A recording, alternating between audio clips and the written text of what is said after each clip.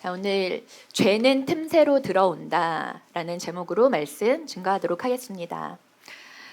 인생이 곤고할 때 그리고 잘 풀리지 않을 때 우리는 하나님을 더욱 찾게 됩니다.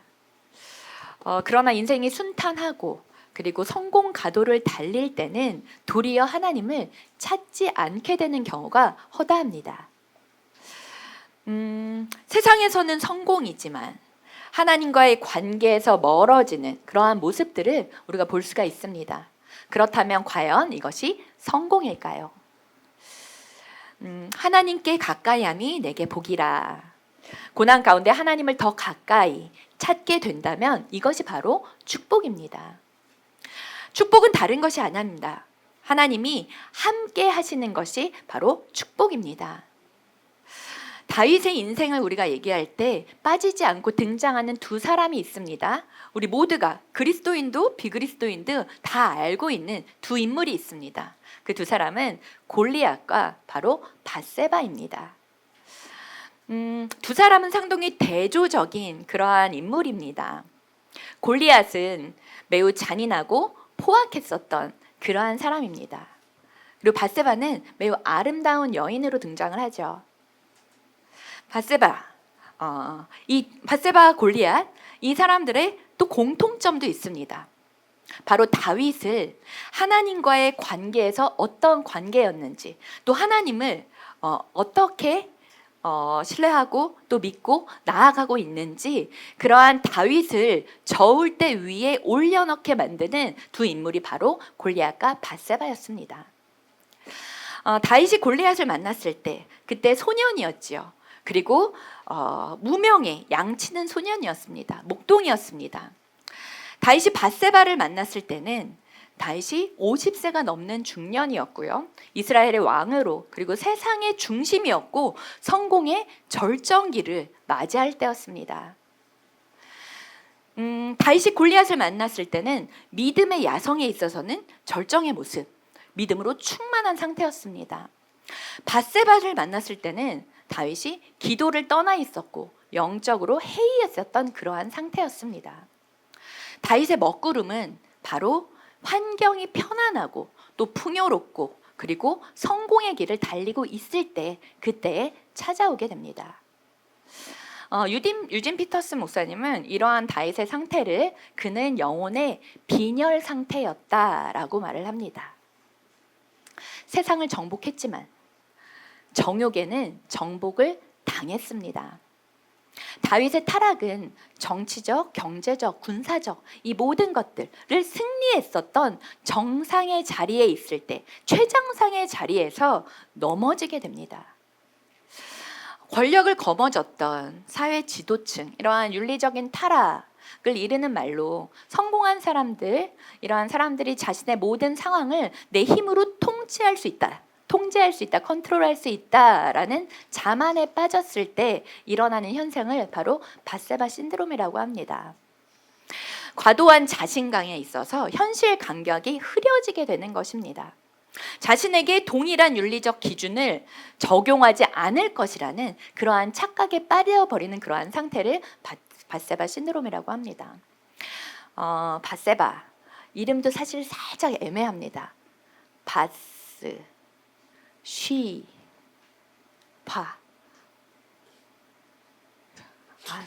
웃어야 되는데 자, 바스 목욕하다이죠. 바스 목욕, 바라 이름의 의미에 담고 있다라는 것이 좀 애매한 이름이죠. 집에 가서 생각해 보십시오. 자, 사실 다윗은 이 밧세바 사건 외에는 악하다라는 평가를 받아본 적이 사실 없습니다. 이 사건을 제외하면은 다윗은 흠이 없는 자였습니다. 다윗은 의롭고 그리고 선하고 하나님 마음에 합한 자다라는 묘사가 항상 있었던, 그래서 우리가 굉장히 존경하고 따르고 싶었던 인물이 바로 다윗이 아닙니까? 저 일평생 여호와께서 보시기에 다윗은 정직하고 신실한 사람이었습니다. 하나님을 진실로 사랑했던 사람입니다. 그리고 정말 하나님을 전심으로 예배했던 예배자였죠. 하나님을 경외함으로 원수에게조차도 악을 악으로 갖지 않았던 그러한 선한 마음이 있었던 그러한 인물이 바로 다윗입니다.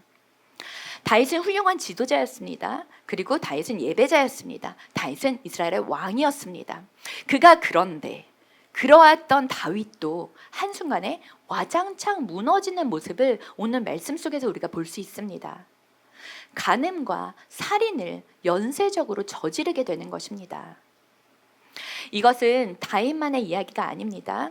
여러분, 누구라도 그럴 수 있다는 것을 보여주고 있는 하나님의 말씀입니다. 남의 이야기가 아니라 나도 그럴 수 있다는 것을 먼저 생각하면서 오늘 말씀 속으로 좀 더 깊게 들어가 보시기를 바랍니다. 팔레스타인 지방에 우기는 겨울입니다. 겨울에는 전쟁을 멈춰요. 전쟁도 잠시 쉬어가는 시간입니다. 겨울이 지나서 봄이 왔습니다. 그래서 전쟁이 다시 시작이 됩니다. 다윗의 군대는 지금 출전 중입니다. 전쟁 중인 상태입니다. 그러나 다윗은 뒤에 남아 있습니다. 왕궁에 머물러 있습니다. 이제 왕으로서의 위치가 굳건해졌던 국왕으로서의 위치가 이제 흔들리지 않는 다윗은 더 이상 전쟁에 스스로 친히 출전하지 않습니다. 자신의 부하들을 시키면 됩니다. 그렇게 다윗은 후방에 왕궁에 남아 있었던 그러한 시간입니다. 그리고 낮잠을 자지요. 낮잠을 자고 저녁에 일어납니다. 그의 생활이 나태해졌다는 것을 보여주고 있는 부분입니다. 자, 우리의 몸과 영혼과 마음은 다 연결이 되어 있습니다. 몸이 게을러지면요, 우리의 영적인 게으름이 찾아오게 됩니다. 반대로 영적인 나태함이 있으면 우리의 몸, 육체의 게으름으로 연결될 수밖에 없습니다. 결국 있어야 할 곳에 우리가 있지 않았을 때, 다윗이 있어야 할 곳에 있지 않았을 때, 그가 전쟁터의 맨 앞에 선봉에 서야 되는 그 자리에 있지 않았을 때, 그의 자리는 그곳이었지만, 전쟁터였지만 그는 지금 침대에 누워있는 모습입니다. 있어야 할 곳에 있지 못할 때 우리는 실패하게 됩니다. 예배의 자리, 말씀의 자리, 기도의 자리, 그리고 선교의 자리, 한두 번 놓치게 되면은 이 자리에서 점점 더 멀어지게 됩니다. 그럼 나의 생활이, 나의 관계가 하나님과의 관계에서는 멀어지게 됩니다. 그 자리는 곧 실패의 자리가 됩니다. 우리의 영적인 의무를 다하지 못할 때 바로 영혼에 빨간불이 들어오는 그러한 시간이 됩니다. 다윗의 해질녘에 일어나게 되죠. 사실 해질녘, 저녁 석양은 참 아름답습니다. 골든 선셋 그러기도 하죠. 모든 세상이 아름다워 보이는 시간이 바로 저녁 석양녘입니다. 이때 낮잠에서 깨어난 왕인 다윗이 궁전의 옥상을 올라가서 거닐게 됩니다. 그랬더니 저 밑에서 한 여인이 목욕하고 있는 모습이 그의 눈에 들어오게 됩니다. 석양녘에 한 여인이 저 밑에서 목욕하고 있는 모습이 너무나도 아름다워 보였던 것입니다. 그녀의 아름다움에 다윗의 시선을 온통 빼앗겨 버립니다. 남자는 어디에 약한가요? 우리 형제님들 어디에 약합니까? 자, 보는 것에 약하죠. 남자는 시각적인 부분들에 굉장히 예민하고 민감합니다. 그래서 안목의 정욕, 시각적인 것으로부터 오는 죄가 많이 있습니다. 인정하시나요? 아무도 인정을 안 해. 인정하십니까? 다윗의 눈에 이 여인이 포착이 됩니다. 눈길을 떼지 못합니다. 응시하게 됩니다. 계속적으로 쳐다보게 됩니다. 자, I see you. 우리 쭉 지금 시리즈의 주제거든요. I see you. 하나님만을 바라보았던 다윗의 시선이 I see you. 한 여인, 석양에 목욕하고 있는 여인에게로, 낯선 여인에게로 그 시선이 옮겨지게 됩니다. 종교개혁자였던 마틴 루터가 한 말을 기억할 것입니다. 새들이 머리 위로 날아가는 것을, 지나가는 것을 막을 수는 없지만 새들이 머리 위에 둥지를 트는 것은 막을 수가 있다. 자, 여러분, 악한 생각이 드는 것, 그리고 내 안에서 감각적인 본능들이 올라오는 것, 죄가 떠오르는 것은 사실 어쩔 수가 없습니다. 순간적인 반응이기 때문에 어쩔 수가 없습니다. 그러나 우리의 마음속에 자리 잡지 않도록 하는 것, 차단시키는 것은 우리가 할 수 있습니다. 스마트폰을 보다가 보면은 팝업 창들이 막 뜹니다. 팝업을 뜨는 거, 이 팝업 창이 뜨는 것은 어쩔 수가 없습니다. 하지만 이상하다 싶으면은 이것을 더 탐닉하지 않고 X를 정확히 누르고 나오는 것, 이것이 바로 차단이죠. 그래야지 죄의 자리에 둥지를 틀지 않게 될 수 있다는 것입니다. 다윗은 실패했습니다.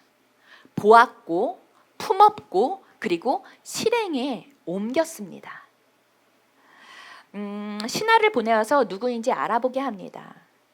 그리고 그녀는 엘리암의 딸이자 햇사람 우시아의 아내 밧세바였습니다. 엘리암은 다윗의 모사였던 아히도벨의 아들이었습니다. 그렇다면 그의 딸이니 아히도벨의 손녀이죠. 가장 가까웠던 모사입니다. 정치의 모든 것들을 계획하고 함께 의논했었던 그러한 모사의 손녀딸이었습니다. 귀하고 가까운 사람입니다. 또한 우리야는 다윗 군대에서 가장 충직했었던 정예 용사 37명의 리스트가 나옵니다. 그 중에 한 사람이었던 사람이 바로 이 우리야입니다. 여기에서도 하나님께서는 한 번의 기회를 주시죠.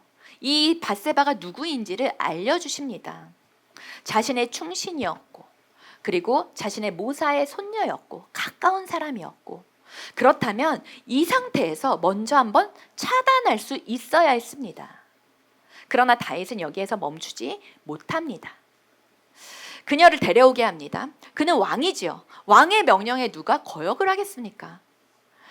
다윗은 밧세바와 잠자리를 합니다. 그리고 돌려보냅니다. 이렇게 끝날 수도 있었을 것입니다. 이렇게 끝난다면 그냥 묻혔을 수도 있었을 거예요. 하지만 하나님은 여기에서 그치지 않으십니다.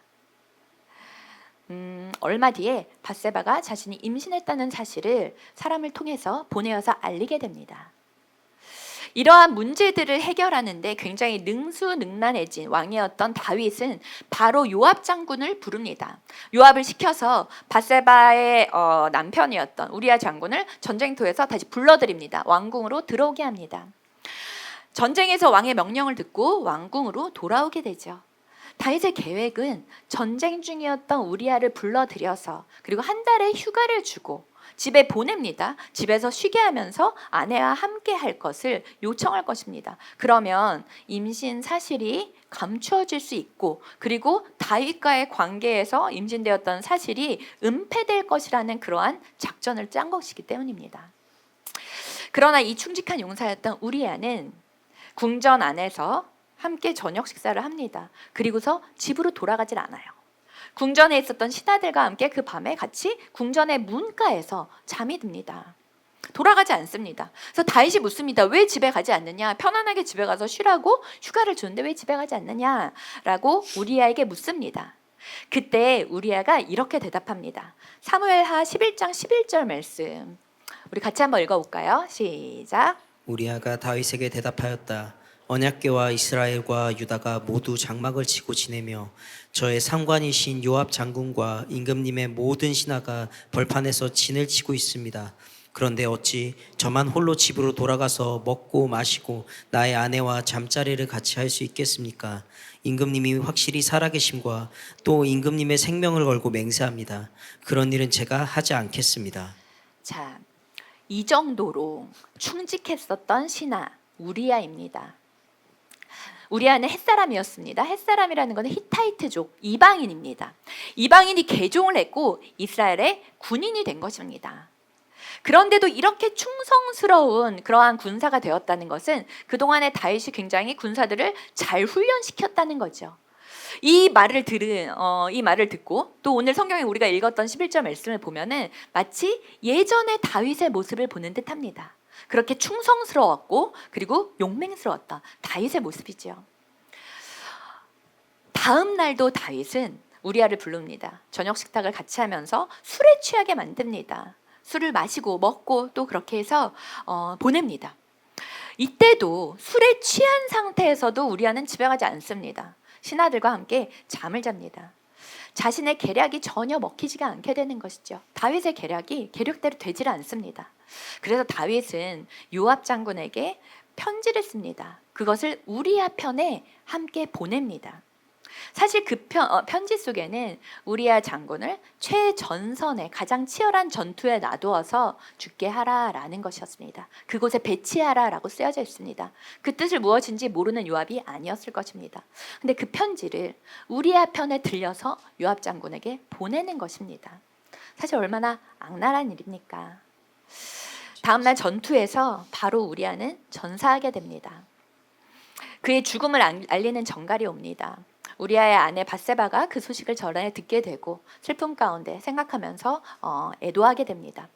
이러한 애도의 기간이 지난 다음에 다윗은 사람을 보냅니다. 그리고 밧세바를 왕궁으로 데리고 와서 자신의 아내를 삼게 되게 됩니다.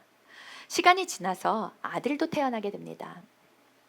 그러나 이 일은 여호와 보시기에 악하였더라 라고 사무엘하 11장에 마무리되고 있습니다. 다윗은 위대한 승리자였습니다. 우리가 지난주까지 살펴보았다 하더라도 다윗은 얼마나 그리고 승승장구하며 하나님의 이름을 높이고 하나님의 백성들의 사기를 높이고 그리고 하나님을 진실로 사랑했었던 예배자가 아니었습니까? 또 골리앗 장으로 아무도 나서지 못할 때 골리앗을 쓰러뜨린 그 믿음의 용맹함이 있었던 다윗이 아니었습니까? 위대한 승리자, 이스라엘의 영웅, 그리고 하나님께서 너무나도 사랑하시는 하나님 마음에 합한 하나님의 사람, 그러한 믿음의 야성을 가졌던 다윗입니다. 그리고 다윗은 진실한 예배자였죠.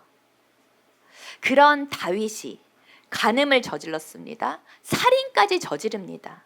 이러한 파렴치한 죄인이 되는 것, 순식간에 10계명에 있어서 7가지의 계명을 범하게 되는 그러한 중범죄자가 되는 것입니다.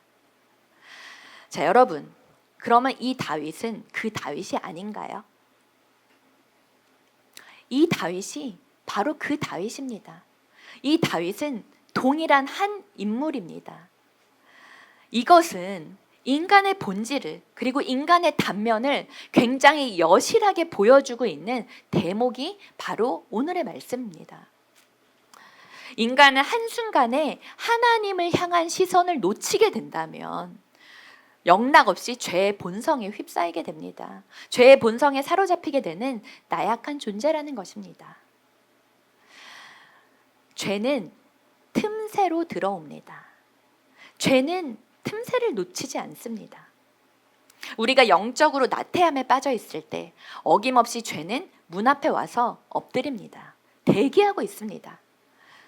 뭔가 뜻대로 잘 이루어질 때, 내 계획대로 잘 되어가고 있을 때, 그리고 뭔가 내가 된 것 같을 때, 이루어진 것 같을 때, 뭔가 순탄하고 아무 문제가 없어 보이는 그러한 성공의 가도, 이때가 바로 우리는 영적으로 깨어있고 조심해야 되는 때입니다. 그리고 또한 몸을 움직이지 않는 것도 위험한 일 중에 하나입니다. 몸을 움직일 필요가 없는 일을 계속적으로 할 때 죄에 빠지지 않도록 우리는 경계해야 합니다. 편안할 때, 사탄이 발거기 딱 좋은 때입니다. 우리의 모든 것이 뭔가가 편안하다 그리고 모든 게 그냥 잘 순탄하게 지나가는 것 같아, 이럴 때를 조심해야 합니다. 우리가 고난 가운데 있고 그리고 생활이든 마음이든 우리의 몸이든 뭔가가 어렵고 고통 가운데 있을 때는 사실 딴 생각하기가 어렵습니다. 그러나 죄는 안일함과 나태함과 태평함과 편안함 가운데 있을 때에 찾아오게 됩니다. 이전에 제가 대학원에 있을 때요, 저의 첫 전도사 사역지는 대학교였습니다. 그 대학교에는 교수님들, 그리고 은퇴하신 교수님들, 사모님들, 그런 분들이 많이 계셨어요. 제가 수요 기도회를 담당해서 기도회 인도를 했었는데 그때 이런저런 상담도 좀 많이 하게 되고 그리고 여러 제목들로 기도를 함께 하게 되었습니다. 이때 사모님들의 기도 제목 중에 사실 남편들의 외도 때문에 이러한 저런 상담을 하게 되고 기도의 제목을 나누고 또한 이러한 사실 받아들이기 너무나도 어려워서 정말 분노하고 억울해하고 한탄했었던 그러한 분들, 기도를 요청하시는 분들이 종종 계셨습니다. 가정 깨어지는 그 고통에 함께하는 것 굉장히 마음이 어렵고 힘들었어요. 그런데 이 시점들을 나중에 한번 이렇게 살펴보게 되니까 안식년이든 또 혼자의 시간을 많이 가지고 있었던 그러한 한가로운 시간들에 많이 일어나고 있었다는 것들을 좀 알게 되었습니다. 한편은 그냥 좀 자리에 앉아서 이제 머리만 쓰는 일들 하는 것보다는 도리어 정말 몸을 쓰고 좀 이런 이게 몸을 움직이는 일들을 하는 게 좀 더 안전하구나라는 것을 그때 좀 생각하게 되었습니다. 또 목회자들도 좀 조심해야 되는 시간이 있다라고 합니다. 바로 주일날 밤입니다. 주일날 밤, 그때가 목사들에게는 가장 죄가 틈타기가 쉬운 때라라는 그러한 얘기를 예전에 들은 적이 있었어요. 근데 그러한 말씀을 왜 하셨는지를 요즘에 사실 조금 느끼게 됩니다. 긴장이 풀려지는 시간, 그리고 홀로 있는 시간, 그리고 뭔가를 이룬 것 같은, 뭔가가 한 고개를 넘어가는 것 같은 그러한 작은 성취감이 있을 때 이때를 조심해야 합니다. 이것은 누군가의 문제뿐만이 아니라 우리 모두가 마찬가지입니다. 내가 뭔가 좀 했을 것 같은, 한 것 같은 그러한 성취감이 있을 때 우리 모두가 조심해야 되는 시간입니다. 고린도전서 10장 12절 말씀을 같이 한번 읽어볼게요. 고린도전서 10장 12절 시작. 그러므로 서 있다고 생각하는 사람은 넘어지지 않도록 조심하십시오. 자, 선줄로 알면 넘어질까 조심하라. 우리가 깨끗하고 정직한 영혼으로 오직 하나님 한 분만을 진실로 사랑했던 다윗, 그러한 예배자, 하나님을 경외하고 말씀에 철저히 순복하였던 그 하나님의 사람이었던 다윗, 자신의 동료들, 자신의 백성들을 너무나도 사랑하고 충성으로 돌봤었던 왕이었던 다윗, 하나님 마음에 합한 자였던 다윗 왕이었습니다. 그러나 그 다윗도 한순간에 와르르 무너져 버릴 수 있다는 질그릇 같은 나약한 인간이라는 것을 우리는 다윗과 밧세바의 사건을 통해서 이렇게 볼 수가 있는 것입니다. 누구도 자신할 수 없습니다. 남의 이야기가 아닙니다. 바로 우리의 얘기입니다. 그리고 저의 얘기입니다. 여러분, 우리가 이렇게 연약한 존재라는 것입니다. 강해진 것 같지만 우리는 늘 경계하고 조심할 필요가 있습니다. 죄는 틈새를 들어오기 때문입니다. 그렇기 때문에 영적으로 깨어있는 것이 너무나도 중요합니다. 죄는 잠시 방심했을 때 그 틈새를 타고 들어오기 때문입니다. 그리고 또 하나는 이 엄청난 죄, 이 엄청나게 여겨지는 죄가 한순간에 바로 갑자기 일어났을까요? 그렇지 않습니다. 이미 이전부터 뭔가 조금씩 벌레가 나무잎을 야금야금 조금씩 먹어가는 것처럼 그렇게 취해졌던 부분이 있을 것입니다. 죄는 은밀하고 그리고 점진적인 과정을 거쳐가게 되기 때문입니다. 다윗이 많은 아내들을 취했어요. 하나님께서는 왕은 많은 아내를 두지 말라고 분명히 말씀하셨습니다. 신명기 17장 17절 말씀에 제가 읽어드릴게요. 왕은 또 많은 아내를 둠으로써 그의 마음이 다른 데로 쏠리게 하는 일이 없어야 하며 자기 것으로 은과 금을 너무 많이 모아서도 안 됩니다. 자, 괜찮다고 생각했던 일, 이 정도쯤이야, 한 명쯤이야, 한 번쯤이야, 이건 죄도 아니지, 그렇게 생각하고 있는 부분들, 우리가 안일하게 생각하고 타협하고 있는 그러한 지점들, 이러한 부분들을 조심하십시오. 큰 죄는 하루아침에 갑자기 벌어지지 않습니다. 기도도 쌓입니다. 기도도 쌓이지만 죄도 쌓입니다. 기도가 쌓이게 되면 정말 폭발적인 능력이 있습니다. 하지만 죄가 쌓이게 되면 사망에 이르게 됩니다.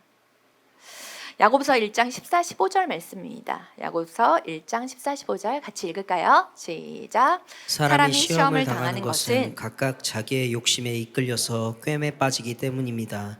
욕심이 잉태하면 죄를 낳고 죄가 자라면 죽음을 낳습니다. 아멘. 자, 방법은 하나입니다. 날마다 자신을 하나님 말씀 앞에 비추는 것입니다. 말씀 앞에 서는 것입니다. 기도하는 것입니다. 다윗은 새벽의 사람이었습니다. 시편 5편 3절의 말씀에 주님 새벽에 드리는 나의 기도를 들어주십시오. 새벽에 내가 주님께 나의 사정을 아뢰고 주님의 뜻을 기다리겠습니다. 기도하는 다윗이었습니다.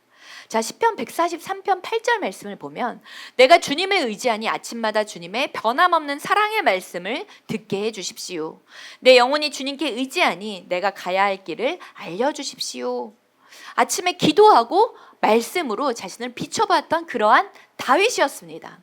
하지만 다윗이 새벽마다 하나님과의 이 시간을 놓쳐버립니다. 새벽을 놓쳤습니다. 낮잠을 자고 저녁에 일어났을 때 큰 죄악의 발을 헛디딘 것을 우리가 볼 수 있습니다. 영적인 안일함이 찾아오게 된 것이죠. 자, 그래서 아침에 첫 시간 우리가 무엇을 하느냐, 그렇게 강조하는 것입니다.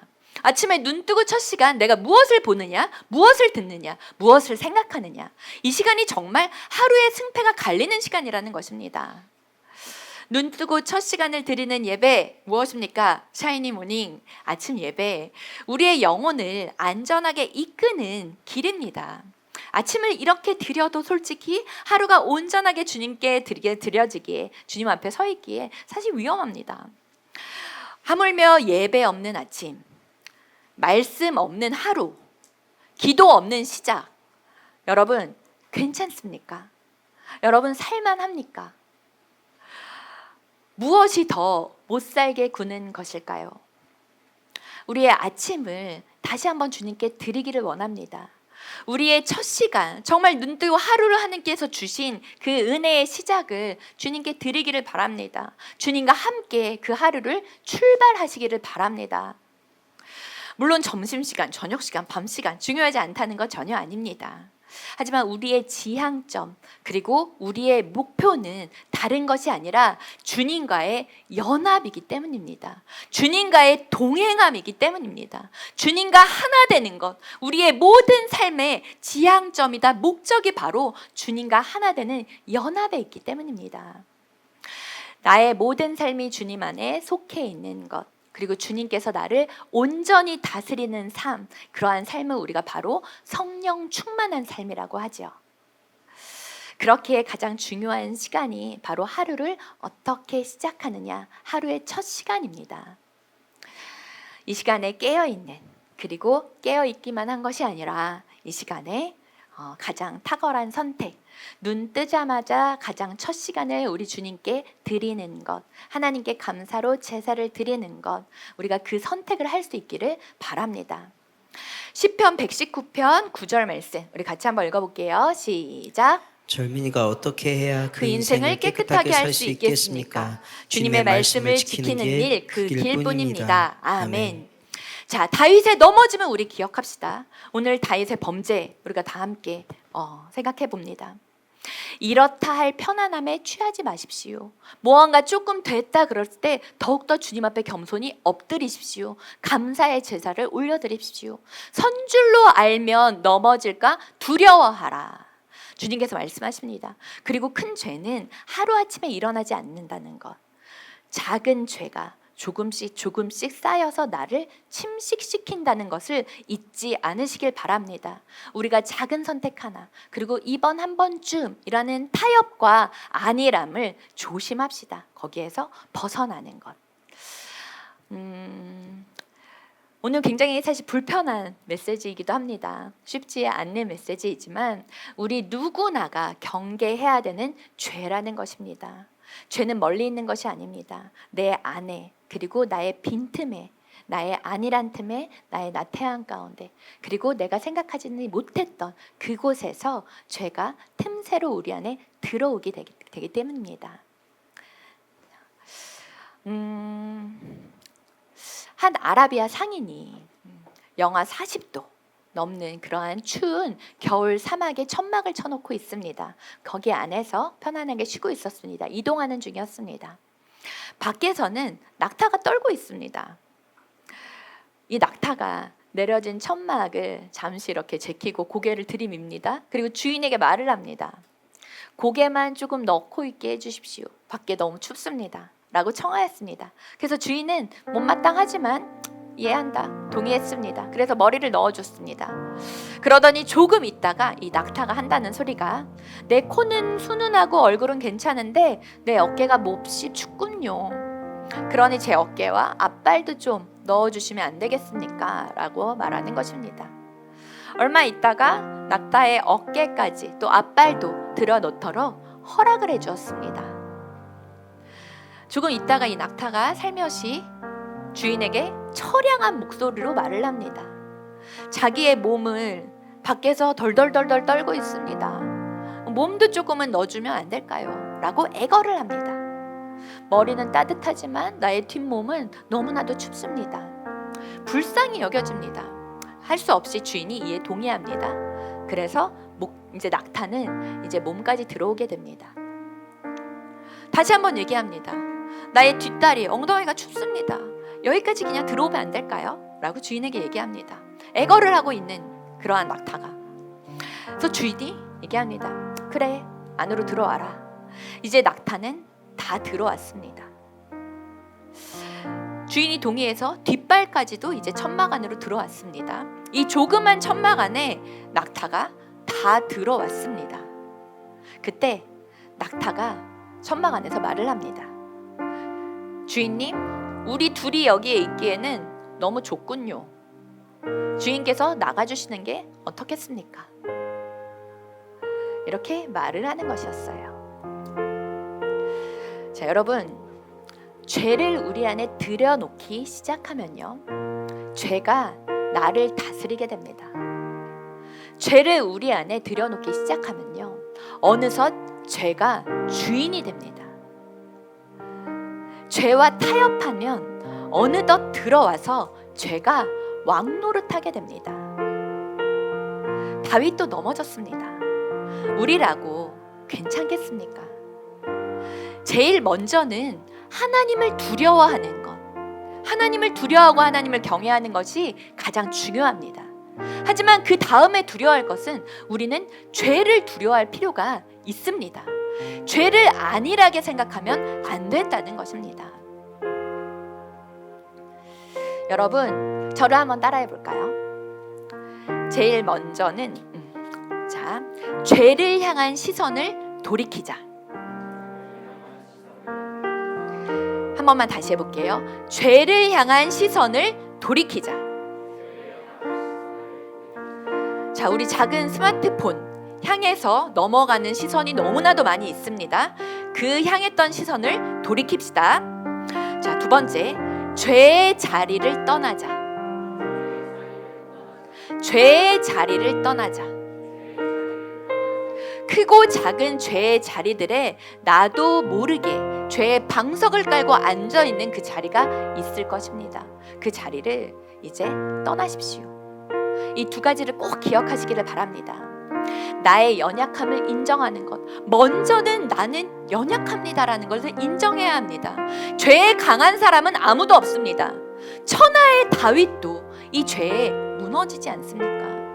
우리 스스로도 주님 앞에 나는 연약합니다 먼저 인정하는 것이 필요합니다.